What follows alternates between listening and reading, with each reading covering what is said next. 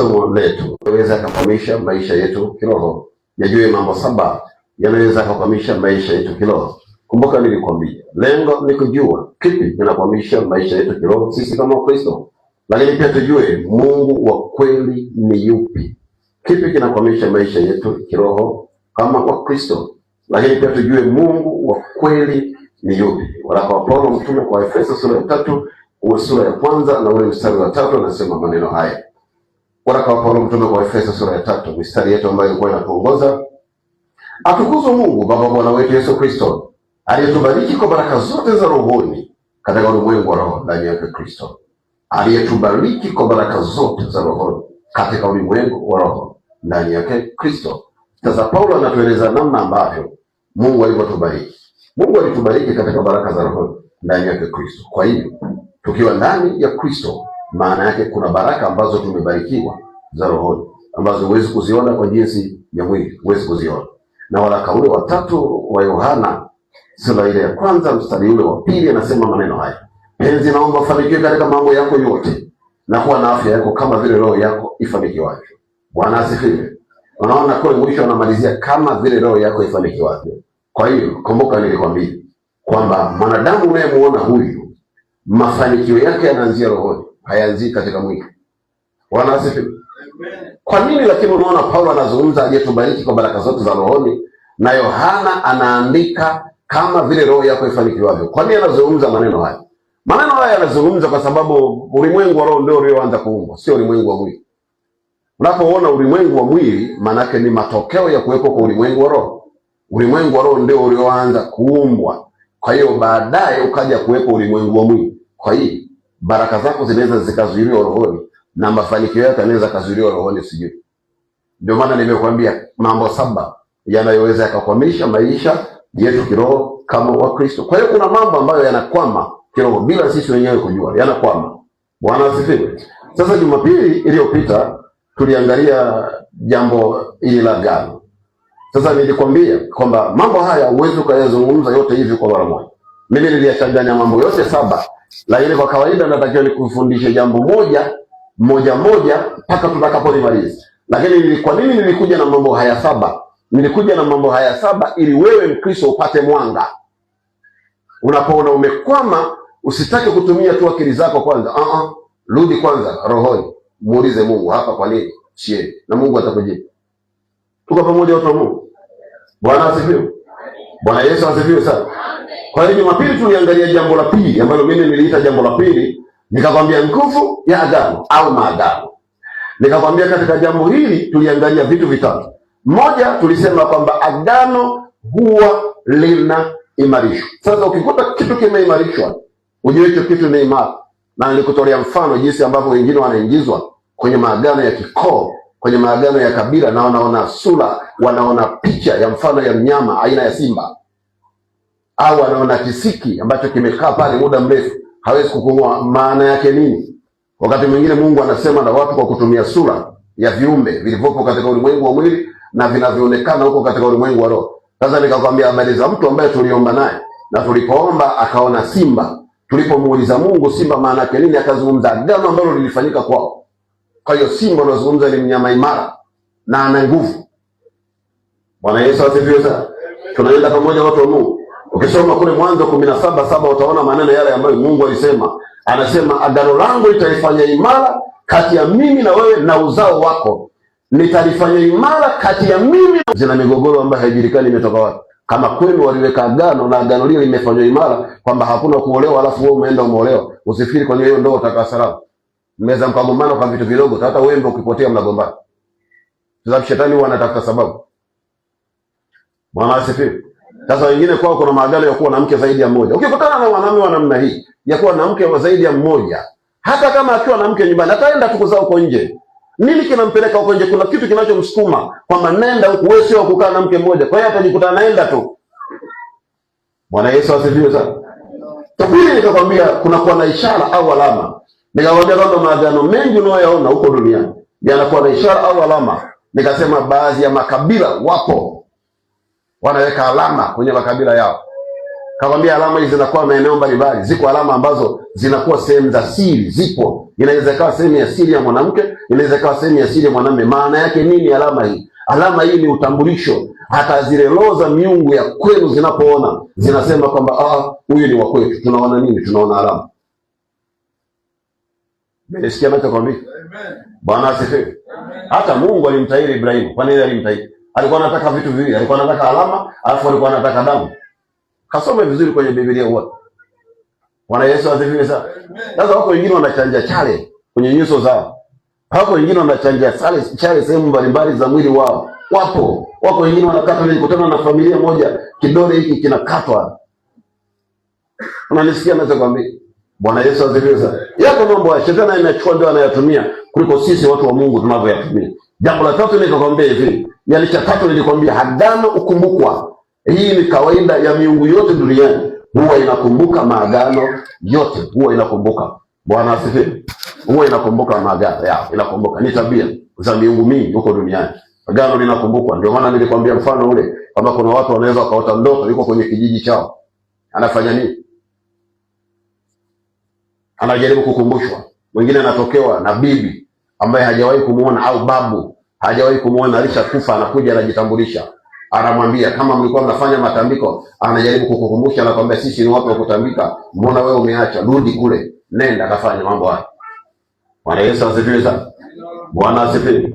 Ngoja leo tunaongozwa na wazo kuu, vipawa vya Mungu. Tunaongozwa na wazo kuu, vipawa vya Mungu. Hapa anataja vipawa maana yake vingi, sio kimoja. Sasa kipawa ni nini? Kipawa ni uwezo wa pekee au wa kipekee au kipaji cha asili ambacho mtu amezaliwa nacho cha kufanya jambo fulani vizuri bila ya kujitahidi.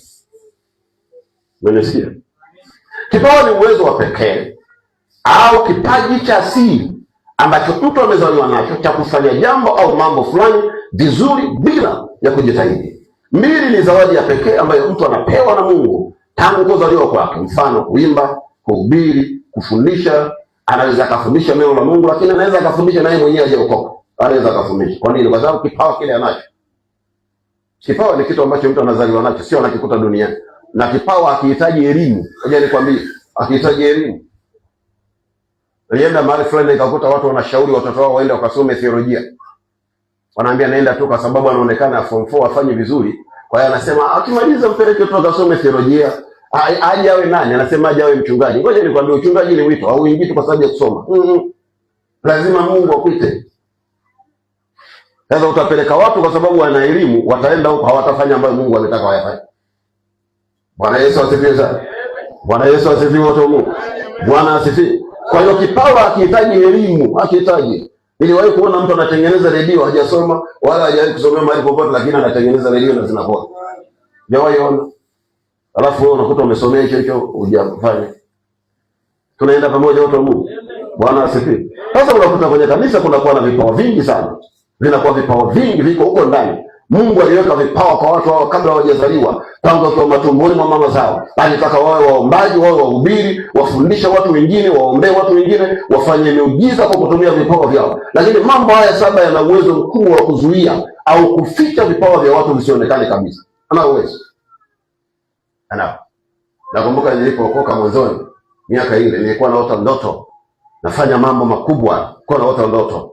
Naota ndoto naombea watu waliokufa wanafuka. Naota ndoto naombea watu ambao wamevilema wanapona. Mimi sikujua kama Mungu ananionyesha mambo ambayo nilikuwa natakiwa niyafanye. Angalia kilichotokea. Shetani akaingilia kati, akaenda akazima vitu vyote. Kwa sababu alikuwa anajua huyu ameokoka. Sasa kawaida mtu akiokoka vipawa vyake kama vilikufa vinafuka. Tuko pamoja watu wa Mungu. Bwana asifiwe.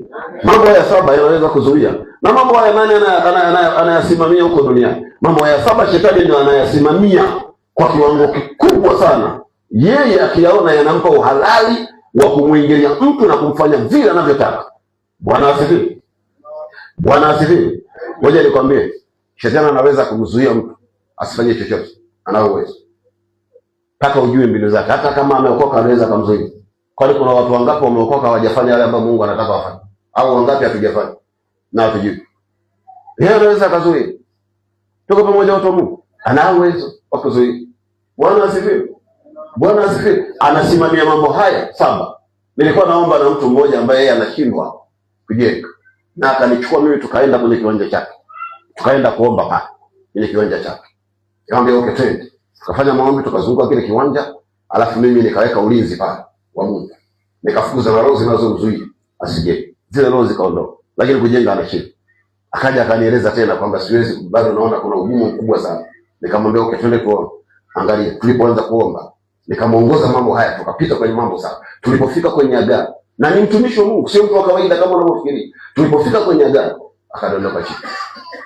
Nikataka kujua nani wewe? Nani? Akaja babu yake mzee. Nikamuuliza, sasa wewe hapo unafanya nini? Akasema mimi ndo namzuia. Kwa nini? Akasema mimi ni mlinzi huyu. Mlinzi unakaa? Akasema nakaa kwenye kitovu chake. Unakaa kwenye kitovu? Akasema hapo unafanya nini? Nimekabidhiwa huyu na mlinda asiwe na maendeleo ya aina yoyote. Akaniambia mlipokuja kuomba nilikuwa nakaa kwenye kile kiwanja ili asijenge. Akileta mafundi wanaondoka. Yaani akileta, yaani mafundi wanaondoka bila sababu yoyote. Wanaondoka tu mafundi. Wanamwambia tafuta fundi mwingine bwana. Mimi naona sisi hatutaweza. Wanaondoka. Na kwambia shuhuda za kweli, sio shuhuda ya uongo. Bwana asifiwe sana. Bwana asifiwe sana. Sasa babu yule anasema pale mlipokuja kuomba, sawa, siku ile mimi niliondoka. Kwa nini? Kwa sababu pale pana moto, siwezi kurudi pale tena. Nikasema si mmeniondoa huko, narudi kukaa kwa wewe mwenyewe. Akaenda kukaa kwake. Tunaenda pamoja wote Mungu. Na alipokuja kunieleza aliniambia anasikia maumivu kwenye kiuno chake kinauma. Na wakati mwingine anasikia kitovu kinavuta.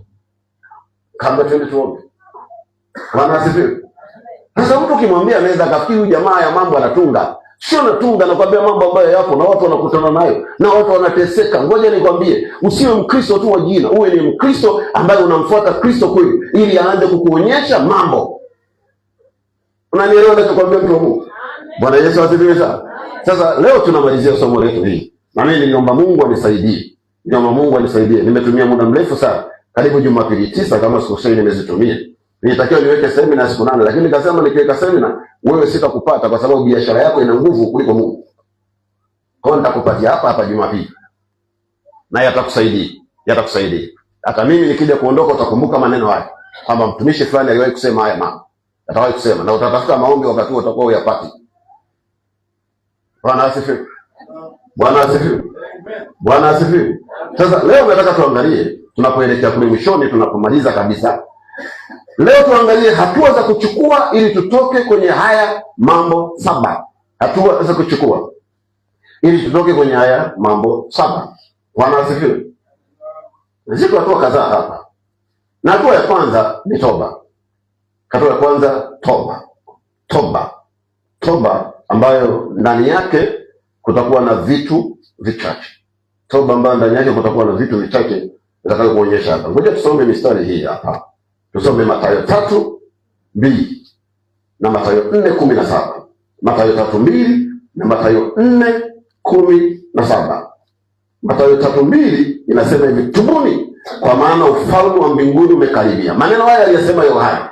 Na Yesu anakuja anasema maneno yale yanayorudi imara kwenye taratibu za kwetu, maana yake anajaza Roho Mtakatifu. Lakini wengi tukipata kipaimara Roho Mtakatifu yule tunamwacha kanisani. Kule nyumbani tunaenda na Mungu mwingine.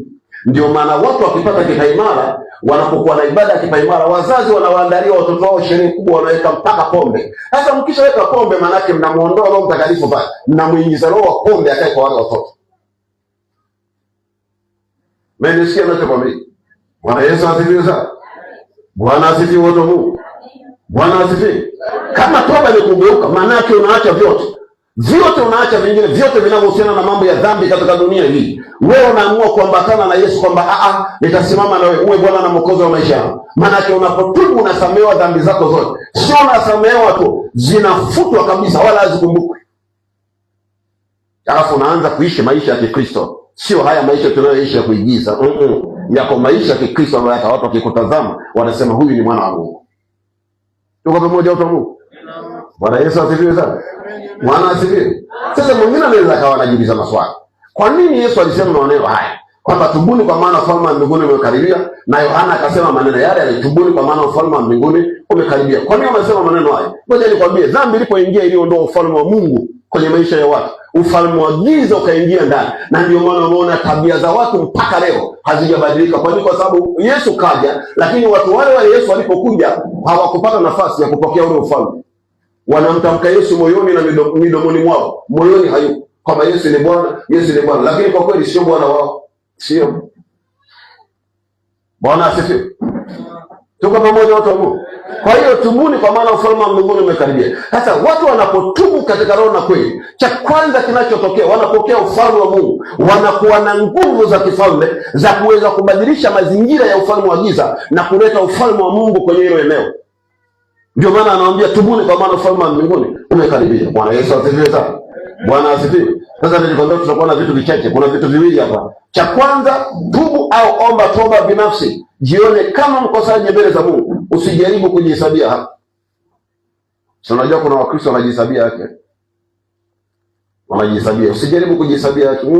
Acha Mungu mwenyewe akuhesabia haki. Usijaribu kujihesabia haki. Unafanya mambo mengi ya ovyo huko duniani. Alafu ukija huko unataka kujihesabia. No, usijihesabia haki. Acha Mungu akuhesabia haki mwenyewe. Bwana asifiwe. Bwana asifiwe. Luka sura ya 18 mstari wa 11 mpaka 14. Luka sura ya 18 mstari wa 11 mpaka 14 anasema maneno haya. Yule Farisayo akasimama akiomba hivi moyoni mwake, Mungu, nakushukuru kwa kuwa mimi si kama watu wengine, na wanyang'anyi, wadhalimu, wazinzi, wala kama huyu mtoza ushuru. Mimi nafunga mara 2 kwa juma, hutoa zaka katika mapato yangu yote. Lakini yule mtoza ushuru alisimama mbali, wala hakuthubutu hata kuinua macho yake mbinguni, bali alijipiga kifuani akisema, Mungu, niwie radhi mimi mwenye dhambi. Nawaambia, huyo alishuka kwenda nyumbani kwake amehesabiwa haki kuliko yule, kwa maana kila ajikwezaye atadhihiriwa, naye ajidhihirie atakwenda. Bwana asifiwe. Sasa umesikia maneno ya huyo jamaa. Sasa kuna watu wanataka kujihesabia wokovu kwa sababu ya madhehebu waliokuwa nayo.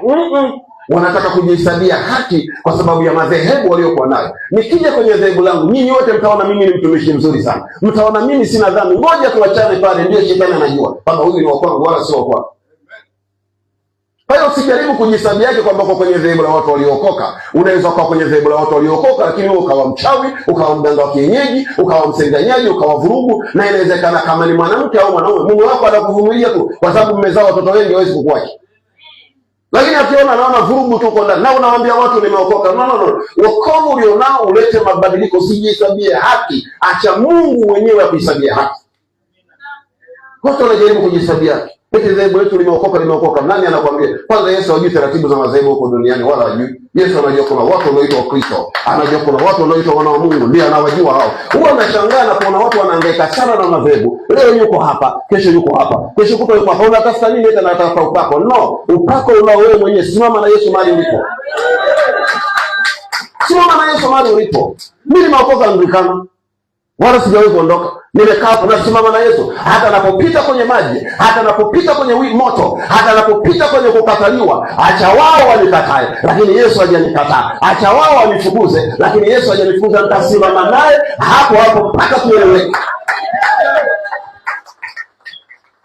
Ameniuzi nimeama dhehebu. Utaama madhehebu mangapi? Nenda basi msikitini. Sio amekuuzi. Na Wakristo hawana macho ya rohoni, hawana.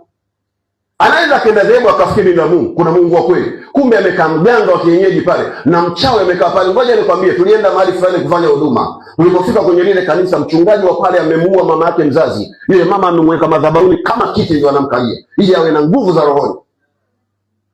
Wewe unaenda tu na macho yako ya mwilini, umeona vitumbua, unafikiri ni vitumbua, kumbe vingine ni mavi ya punda. Kwa sababu unakula vitu vingi bila kujua. Bwana asifiwe. Bwana Yesu asifiwe sana. Kwa hiyo usijaribu kujihesabia haki. Angalia huyu jamaa hakujihesabia haki. Alitubu kweli kutoka ndani ya moyo. Kwa hiyo unapoingia kwenye mambo haya, tubu kweli.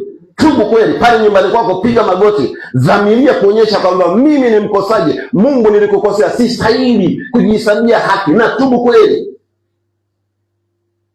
Na watu wanajifanya wanaomba alafu wanatukana waume zao, wanatukana wake zao, wanatokana watoto zao. Akija anatuongozea sifa akikana mnani, unasema malaika wanapanda na kushuka, kumbe ndani amejaa hila na ufisadi.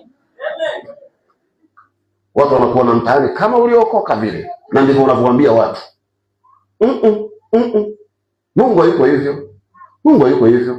Unapookoka, hata kama unapita kwenye maumivu, uwe na uwezo wa kusamehe, uwe na uwezo wa kuachilia, uwe na uwezo wa kusahau, sio unabeba tu vitu moyoni. Wameniuzi sana mimi, wameniuzi sana kanisa ama. Bwana asifiwe. 2, hakikisha unaye Yesu ndani yako. Usijaribu kufanya mambo haya kama una Yesu. Usijaribu kufanya. Unaingia kwenye vita. Usijaribu. Miungu itainuka kwa ajili yako. Hakikisha, ngoja nikwambie, usiishie tu kubatizwa na kupata kipaimara. Hakikisha Yesu yuko ndani yako. Hakikisha. Kwa nini nakwambia Yesu yuko ndani yako? Yeye ndiye mwenye nguvu. Tuko pamoja kwa Mungu. Bwana asifiwe.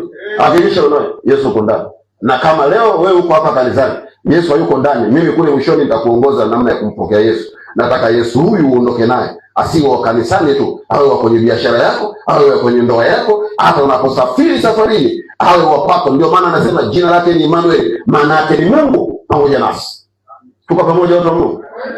Jambo la pili, omba toba kwa ajili ya wazazi wako. Omba toba kwa ajili ya wazazi wako. Kwa nini nazungumza wazazi wako? Inawezekana wengine mimba zetu zilibebwa, mama alienda kwa mganga wa kienyeji. Kama mama alienda kwa mganga wa kienyeji au baba alienda kwa mganga wa kienyeji na baba yule akapewa dawa ili apate watoto, mtoto huyu atakayezaliwa atakuwa ameunganishwa na ufalme wa giza na mambo haya 7 yatamhusu. Benisikia ninachokwambia? Unaenda kutafuta mtoto kwa mganga. Naambia tumekaa muda mrefu tuzae. Kwa hiyo mganga anakupa mti. Na wewe unatumia mti ule. Kifiki sawa utapata mtoto, lakini unamuunganisha na ufalme huu. Wewe unafikiri kwa nini Zaburi ile 51 mstari wa 5? Zaburi 51 mstari wa 5, Daudi alisema hivi, mama yangu alinibebea mimba hatiani. Kwa nini alisema? Kwa nini alisema? Alikuwa anaona kuna hatia kuzaliwa kwake. Ndio maana unapotubu, omba toba kwa ajili ya wazazi wako. Tunaenda pamoja watu wa Mungu. Bwana Yesu asifiwe sana. Bwana Yesu asifiwe sana. Tunaenda pamoja watu wa Mungu. Omba toba kwa ajili ya wazazi wako. Kama walienda kwa waganga, ngoja nikwambie, na wewe ulizaliwa kwa dawa, tayari huo ni mlango wa shetani anaotumia. Anaotumia. Tatu, omba au tubia juu ya yale mambo 7 yote. Yataje. Sisi nimekufundisha. Yataje yale mambo. Omba toba. Omba kuanzia jambo lile la kwanza. Unasema tu kama baba zangu waliabudu miungu au babu zetu, na tubu kwa ajili ya mambo hayo. Bwana Yesu asifiwe. Shetani ana maarifa sana. Alikuwa anafanya mambo mengi ili mtu asiweze kutoka kwa urahisi. Unanisikia ninachokwambia? Anafanya mambo mengi ili mtu asiweze kutoka kwa urahisi. Ndio maana alifanya mambo haya yote 7. Bwana asifiwe. Kwa hiyo unatubia mambo hayo 7 ambayo mimi nimeyazungumza. Wale kwa tangu mwanzo watakuwa wanafahamu kwamba haya mambo niliyataja. Kwa hiyo unatubu. Mimi nakwambia kwa sababu tumepita huko. Muulize mke wangu, atakwambia sisi tumepita. Tena kwa kukalishana na kae chini, au wakati mwingine tunafanya wote pamoja. Naanza kutubu la kwanza mpaka la mwisho. Alafu watu wanakuambia kwa Mungu ni tambalale. Tambalale ya kwenda wapi? Ya kwenda maoga. Nakwambia tambalale ya wapi? Ni kama vile watu wanaofurahia kuingia kwenye ndoa. Wanasema ndoa raha, akiingia baada ya subiri anatamani atoke. Kwa sababu ndoa yakuta kuyatarajia. Na ndio maana ukiombea watu njoo kwa Yesu utapata utajiri, akikosa anaondoka. Mwambie njoo kwa Yesu ni tiketi ya kwenda mbinguni. Cha kwanza. Alafu ukikaa vizuri na Yesu anakufungulia milango yako yote. Kila kitu kilichopotea anakirudisha. Bwana asifiwe. Bwana asifiwe watu wa Mungu. Tuko pamoja watu wa Mungu. Ngoja nifikishe hapo. Nikwambie jambo jingine la 4. Jambo la 4, jizoeze au jifunze kujenga madhabahu ya Mungu na kuliitia jina la Bwana. Sasa mtu ananiuliza swali hapo moyoni mwake. Hii madhabahu unajenga wapi? Madhabahu unajenga moyoni mwako. Usomoja Biblia mtafahamu wakati wanawaza kumjengea Mungu nyumba. Unakumbuka alisema maneno gani? Alisema mtanijengea nyumba gani nipate kukaa? Mungu anataka akae ndani ya mioyo ya watu, huko ndani yangu na anataka akae huko. Akae huko na ijenga madhabahu kwa kutamka mwenyewe. Bwana Yesu asifiwe sana. Sasa ukienda kwenye Biblia kule kuna mifano iko kule Mwanzo sura ya 12, ule mstari wa 7. Mwanzo sura ya 12, ule mstari wa 7 Biblia inasema hivi, Ibrahimu akajenga madhabahu huko. Ukiendelea wanane anasema Ibrahimu akajenga madhabahu kati ya Ai na Betheli, akaliitia jina la Bwana. Na nisikia ninachokwambia. Unajua maana kuita jina la Bwana? Anaita uwepo wa Mungu kwenye ile madhabahu. Tuko pamoja watu wa Mungu. Bwana asifiwe. Amen. Kuna somo fulani nilikuwa naliandaa. Linasema jinsi madhabahu inaweza kukupigania. Unafahamu kama madhabahu ya Mungu inaweza kukupigania? Hii madhabahu ya Mungu inaweza kukupigania. Ndio maana nilikwambia kwamba kwa nini kuna wachungaji wengine wachungaji wengi tukienda baadhi kwenye maeneo tunapata vita, kwa sababu hujui madhabahuni kuna nini na hujui madhabahu imejengwaje. Kilo sizungumzi kujenga kimwili, tunajenga vizuri madhabahu. Tukijenga madhabahu tunamwita baba askofu hapa, anakuja anaifungua hii madhabahu, anaweka wakfu madhabahu hii. Ndio taratibu za kanisa. Mimi nazungumza kujenga madhabahu kwa njia ya maombi. Unaweza kwenda mahali ukapata vita, kumbe wewe askofu alifanya vizuri kabisa, akamaliza ibada yake akaondoka. Lakini kuna watu wanaingia kufanya ibada usiku katika ulimwengu wa roho na wanajenga madhabahu nyingine, kwamba mchungaji atakaye kuja hapa asikae, asipate kibali, akataliwe, awe anaumwa, alaniwe, kile anachokifanya kisiende. Tuko pamoja watu wa Mungu? Bwana Yesu asifiwe sana. Bwana Yesu asifiwe sana. Amen. Bwana asifiwe. Sasa Warumi sura ya 10 ule mstari wa 13, Biblia inasema kila atakayelitia jina la Bwana ataokoka. Kwa hiyo ukijenga madhabahu unamwita huyu Bwana Yesu akae ndani yako. Unanisikia ninachokwambia? Anakupa nguvu za kupambana na madhabahu nyingine zote zilizoko huko duniani. Anakupa nguvu yeye. Bwana asifiwe. Bwana asifiwe.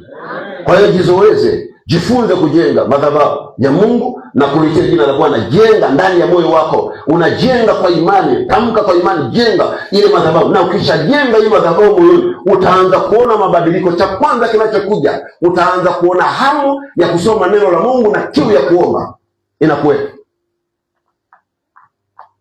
Sasa mtu anakuambia ameokoka, akiamka anaomba asubuhi, anaombea tu kitandani, tena anasema sala tu, alafu anajipiga kifuani, anajifanya naye Farisayo.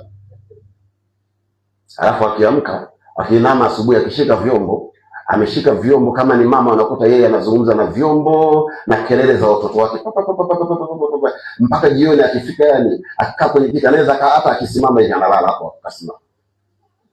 Kwa nini? Kachoka. Bwana Yesu asifiwe sana. Jambo la tano sasa, ukishajenga madhabahu, anza na maombi haya. Ukishajenga madhabahu, jambo la 5, anza na maombi haya. Sawa? Omba Mungu akujulishe kipi kinakukwamisha. Tuko pamoja watu wa Mungu? Yaani ukishajenga madhabahu sasa ndani ya moyo wako, unanisikia? Omba Mungu akujulishe kipi kinakukwamisha, kwa sababu sio wote wanakwama na haya mambo sawa. Sio wote. Mwingine anaweza kawa moja. Mwingine anaweza kawa anakamishwa na ardhi tu. Mungu atakuonyesha. Shida inakuja ni watu kwamba wanashindwa kumwamini Mungu na kumuuliza Mungu. Jifunze, wewe ni Mkristo, jifunze. Tuko pamoja watu wa Mungu? Bwana asifiwe. Siku hizi si mnajua mnataka mahubiri ya dakika 10 au yakizidi sana 20, yakiwa marefu sana mnakasirika. Hiyo wakati mwingine waga anashangaa. Hivi wewe kama unataka kuondoka, kuna sababu gani ya kuwa msemaji wa wengine? Si wewe nenda. Wewe nenda kafanye biashara. Waache wengine waendelee kula sindano za moto. Bwana asifiwe. Amen. Bwana asifiwe. Amen. Watu wametoka hapa wameenda Dar es Salaam kuangalia nini? Lakini hawawezi kukaa kanisani masaa 3.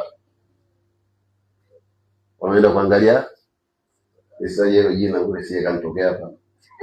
Lakini rudi lenyewe linatisha, inaweza kutoka imetokea. Lakini watu hawawezi kukaa kanisani masaa 3. Hawawezi. Kwa ni tatizo. Na ndivyo wengi tulivyo.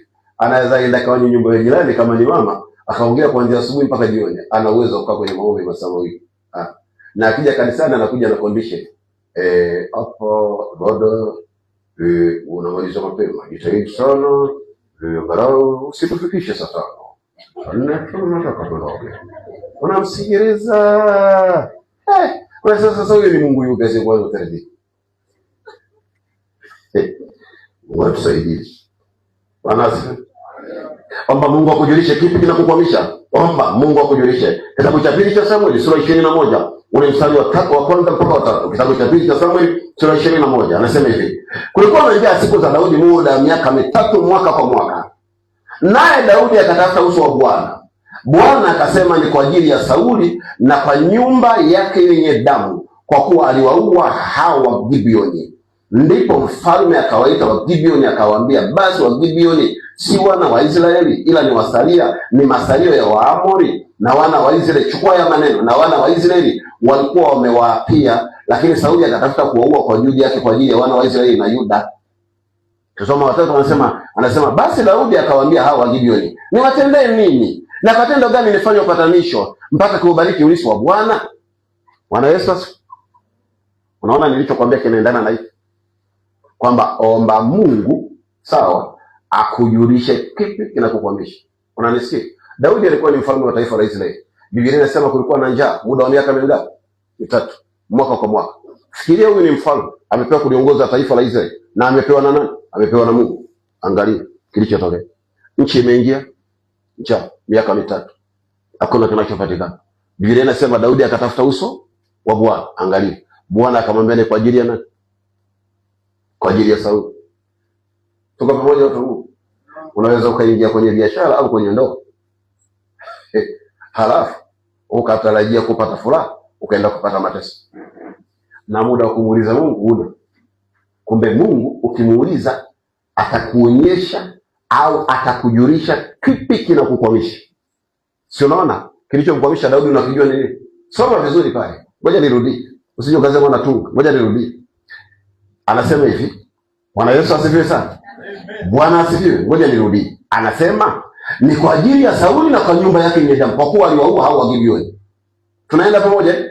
Ndipo mfalme akawaita Wagibeoni, akawaambia basi Wagibeoni si wana wa Israeli, hawakuwa wana wa Israeli, ila ni wa masalio. Masalio maana yake ni mabaki ya Waamori, na watu wa Israeli walikuwa wamewaapia. Kwa hiyo kilichomkwamisha Daudi ni kiapo alichowapa nani? Kasome sura ya 9 Joshua, utaikuta hiyo habari pale. Joshua aliwapia hawa jamaa, akawapa na kazi, akasema ninyi mtakuwa wapasua kuni hata leo. Sasa umeenda kumuoa msichana au kijana ambaye aliapiana na mtu kwamba mimi na wewe mpaka kufa, alafu wewe umekaa naye pale. Sikiliza ngumi zake zinavyotokea bila sababu yoyote. Kumbe unayempiga sio wewe, anampiga ni yule mwamba. Kwa nini umeniacha? Sasa usimuulize Mungu, utaacha kila mwanamke na utaacha na kila mwanamume. Kumbe unatakiwa ukae umuulize Mungu, kwa nini linanikumba hili? Nimewaambia pale kwenye matangazo, hata nyinyi mabinti msiolewa na nyinyi vijana msioa, jitengenezeni muda wa kukaa na kumuuliza Mungu, kwa nini na miaka 26 na miaka 30 mpaka leo sina mtu? Nimekosea wapi? Muulize Mungu. Atakwambia. Unaweza kukuta wewe mume wako kuna babu wa kweli na jina hilo ulilopewa la kwako wewe, kama unaitwa Situmai, huyo alikuwa ni bibi yako. Kama unaitwa Neema, kumbe Neema ni jina ulilolisi kwa bibi yako. Na bibi yule akasema maneno kwenye lile jina kwamba atakayechukua jina langu asikae na mume. Mmenisikia ninachokwambia? Si napenda kwa majina ya watoto wenu, ya wazazi wenu, wapeni. Ukimpa mtoto jina unampa jina la babako. Ndio maana wakati mwingine anataka kupiga vibao. Ukafikia na kupiga, kumbe anakuona wewe ni mwanae kwa sababu umempa jina la babako.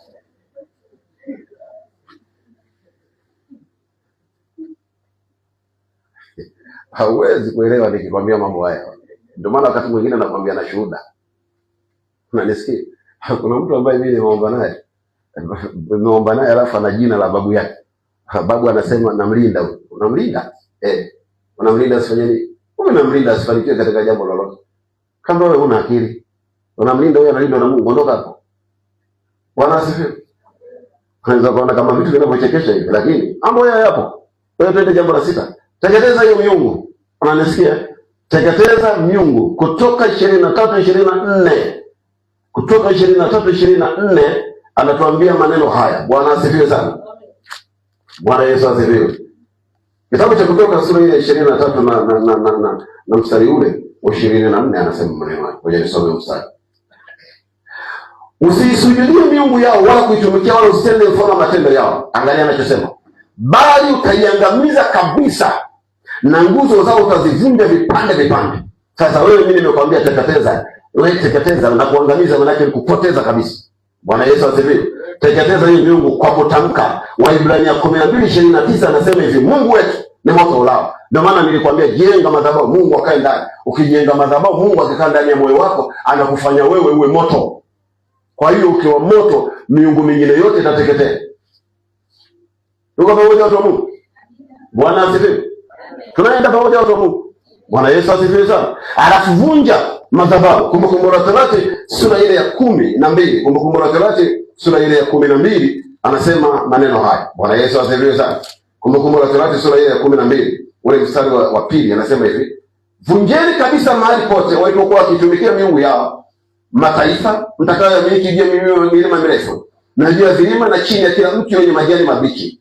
Nanyi zivunjeni madhabahu zao, zibomoeni nguzo zao na maashera yao, yateketezeni kwa moto, na sanamu zao za kuchonga za miungu yao zikateni na jina lao lifutilieni mbali. Bwana Yesu asifiwe. Bwana asifiwe. Sasa mimi nimekwambia vunja hizo madhabahu, na kama unaweza kuteketeza, teketeza hizo madhabahu, teketeza hizo madhabahu, lazima teketea. Tuko pamoja mtu Mungu. Bwana asifiwe. Teketeza hizo madhabahu. Hata kama mahali usijui, simama tu kwa imani, teketeza. Ziko za kwenye milima, ziko za njia panda, ziko. Niliwafundisha habari za zile majina ya yale madhabahu. Nilikwambia shetani ana madhabahu 7. Kama uzijui wewe tumia unazozijua. Alafu sema kwa imani zote nateketeza. Ziko madhabahu nyingine inaitwa madhabahu ya wafu, kuna madhabahu ya uganga na uchawi, kuna madhabahu ya uzinzi na uasherati. Zipo. Bwana Yesu asifiwe sana. Bwana asifiwe. Tuko pamoja watu wa Mungu. Jambo la 7, shughulikia laana zote na vifungo vyake vyote. Shughulikia laana zote na vifungo vyake vyote. Tuko pamoja watu wa Mungu. Bwana asifiwe sana. Unapoona laana, nilikwambia maana laana ni nini, siwezi kurudia. Wewe simama, vunja laana na vifungo vya laana. Nilikwambia kuna laana ya kukataliwa, kuna laana ya kutokukaa na mume, kuna laana ya kutokukaa na mke, kuna laana ya kutokuolewa, kuna laana ya kutokuoa. Na nisikie, kuna laana ya ufukara na umaskini, kuna laana ya magonjwa, zipo, kuna laana ya mauti. Ziko familia ambazo wanatamka laana kwamba yani mtu anapofika miaka 40 au akifanikiwa au yanakufa, na anakufa kweli. Bwana asifiwe. Tuko pamoja kwa Mungu. Kwa hiyo shughulikia hizo laana zote. Unashughulikiaje? Nimekwambia unavunja laana na kufungua vile vifungo vya laana. Biblia inasema ya kwamba lolote mtakalo lifungua duniani litakuwa limefunguliwa na wapi? Na mbinguni. Kwa hiyo ukifungua duniani, mbingu zinajua kwamba yuko mwana wa Mungu hapa. Ndio maana zinakusikiliza, kwa sababu wewe ni mwana wa Mungu. Bwana asifiwe. Alafu fanya kingine hiki hapa. Fanya hiki. Tengua na batilisha viapo vyote juu yako. Tengua na batilisha viapo vyote juu yako. Utasoma wewe mwenyewe kitabu cha Hesabu sura 30, ule mstari wa 14 na 15, utasoma kwa wakati wako. Wewe umeandika. Wewe ambaye una Biblia hiyo ya kichwani ulionayo, anza kusoma sasa. Kuna watu na Biblia zao kichwani hapa, ndio maana uje nayo kanisani. Si nazo. Hata nikikutazama naona unajaribu kusoma kichwani. Mwenyewe unaperuzi, unafanya hivi. Unatuonyesha kwamba wewe kuna mistari mingi kichwani huko unaifuatilia. Alafu ndio maana mnatuletea shida kabisa. Eti Mungu amesema jisaidie na mimi nitakusaidia. Imeandikwa wapi? Imeandikwa mwenzangu, Mungu amesema jisaidie na mimi nitakusaidia. Mwenzio kanitokea mtoto huyo wewe. Waiti kama nini? Kwa hiyo ndio ngoja na mimi nijisaidie, maana naye atanisaidia. Na jisaidie hicho ni choko. Bwana asifiwe. Tengua na batilisha viapo vyote. Tengua. Tumia hata damu ya Yesu kusema tu na tengua hicho kiapo na kubatilisha kwa damu ya Yesu. Kiapo kinachokwamisha maisha yangu, ninatengua hicho kiapo. Bwana asifiwe. Alafu kinachofuata hapo kingine cha 8, vunja mila. Fungua hizo kamba za mila. Kwa sababu mara nyingi mila inapofungwa, alafu kunakuwa na kamba za mila. Wale wanaolima na ng'ombe mtakubaliana na mimi. Fungua. Na kuongezeka nyingine hapa sikuandika, futa alama za kamba au za minyororo. Unaweza kufungwa hata kwa minyororo. Futa kwenye mwili wako. Nilikwambia kule tulikotoka kule nyuma kwamba ziko mila za kuambatana. Unaambatana na nani? Unaambatana na nani? Kwa sababu anayekufunga mila hakufungi tu kwa nia mbaya. Anakufunga ili aambatane na wewe. Kila unapoenda uwepo wake naye unakuwepo. Unaenda kwenye ndoa yupo. Unaenda kwenye biashara yupo. Unaenda kila mahali na yeye yupo. Anahakikisha lile mliokubaliana kama ni kwenye ukoo au kwenye biashara kwamba ile aliende bila mimi. Bwana Yesu asifiwe sana. Tuko pamoja watu wa Mungu. Bwana asifiwe. Vunja maagano yote. Unayajua au unayajui? Vunja maagano yako mengi. Nilikwambia Biblia inazungumza mpaka agano la mauti lipo. Sasa hata mimi sikujua kumbe kitovu kinaweza kufungwa agano kwenye kitovu. Nilipokuwa tunaomba na huyo mtu anaokuambia, babu ameweka agano kwenye kitovu.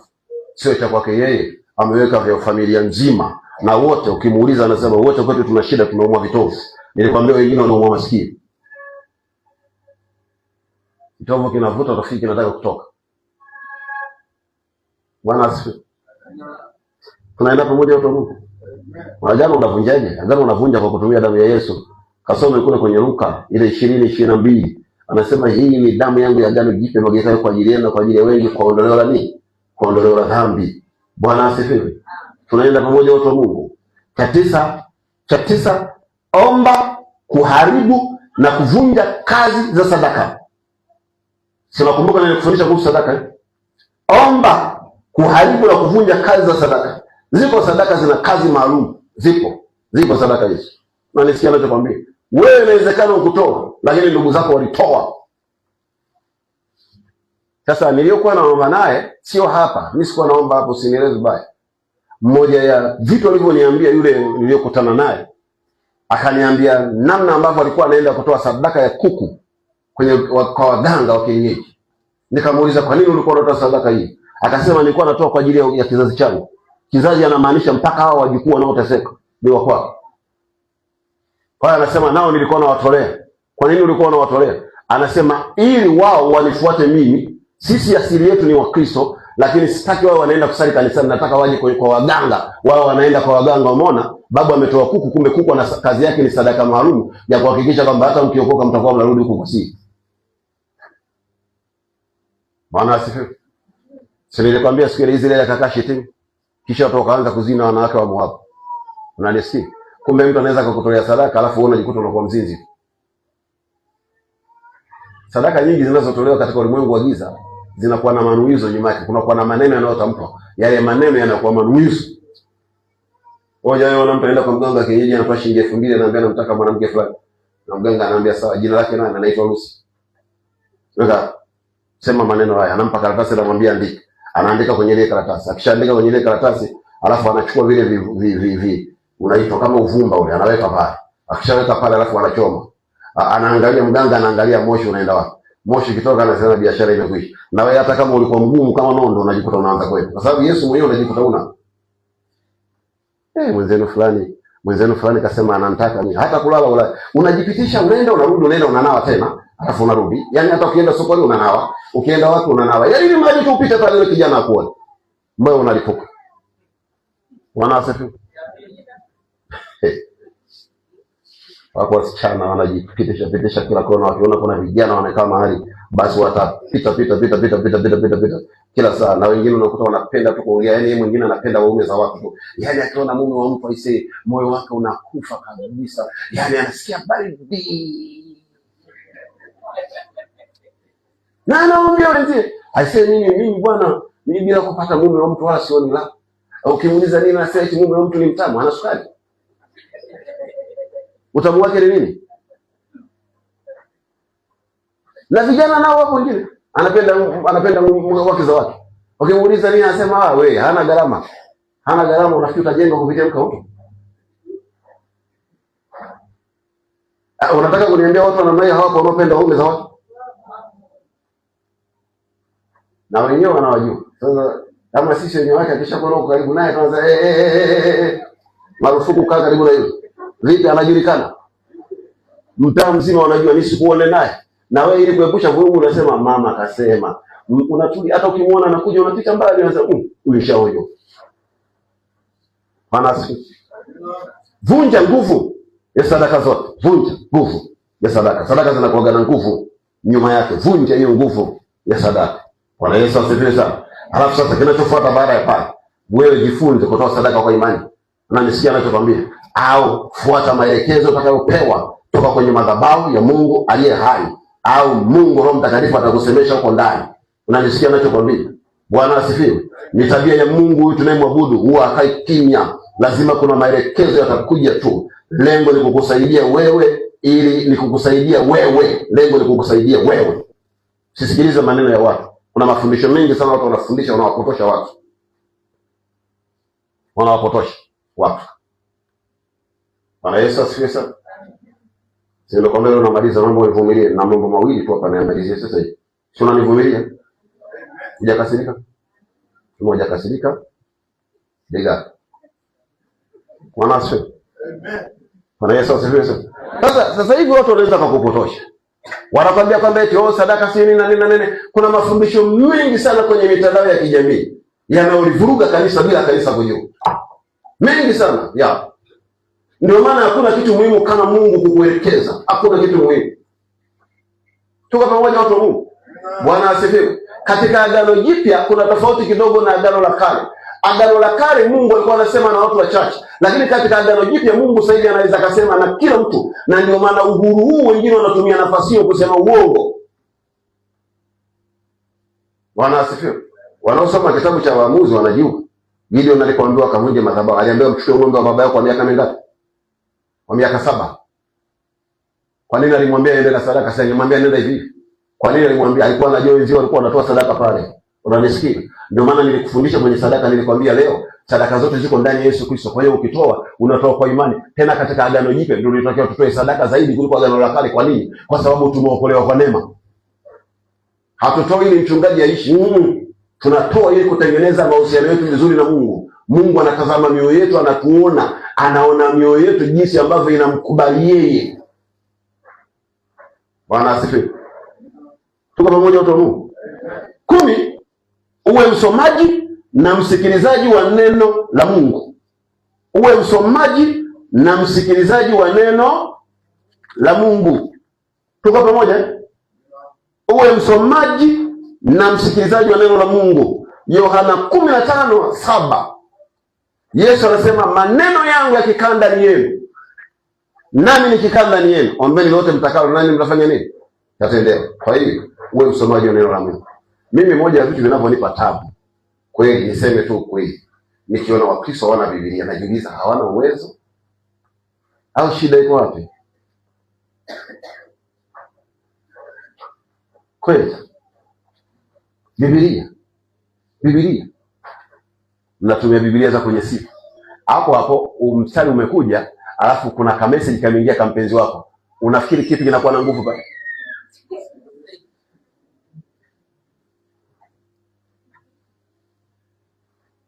Ndio maana mimi situmii Biblia kwenye simu.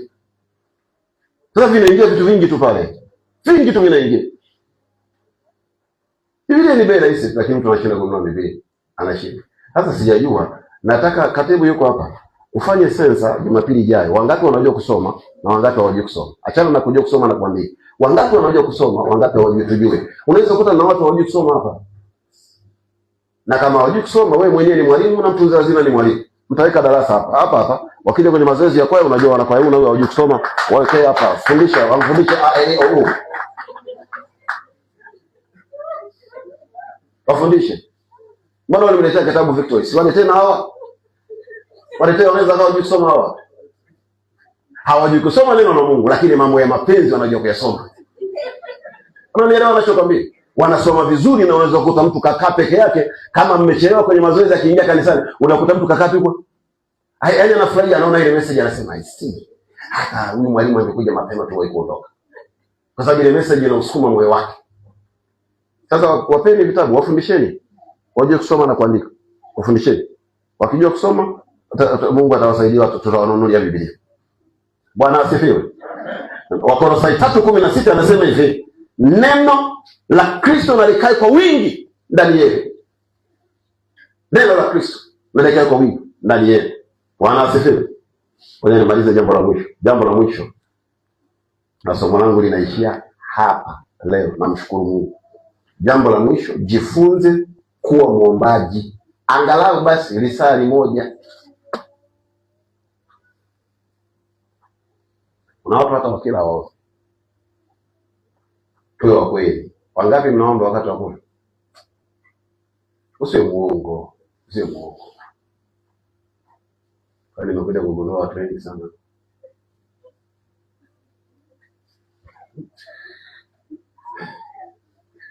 Unafikiri mnakula chips, kumbe mnakula funza bila kujua umegeuzwa katika ulimwengu wa roho. Bwana Yesu asifiwe sana. Bwana asifiwe. Maombi yanakuimarisha wewe na kukujenga wewe. Unanisikia? Bwana Yesu asifiwe sana.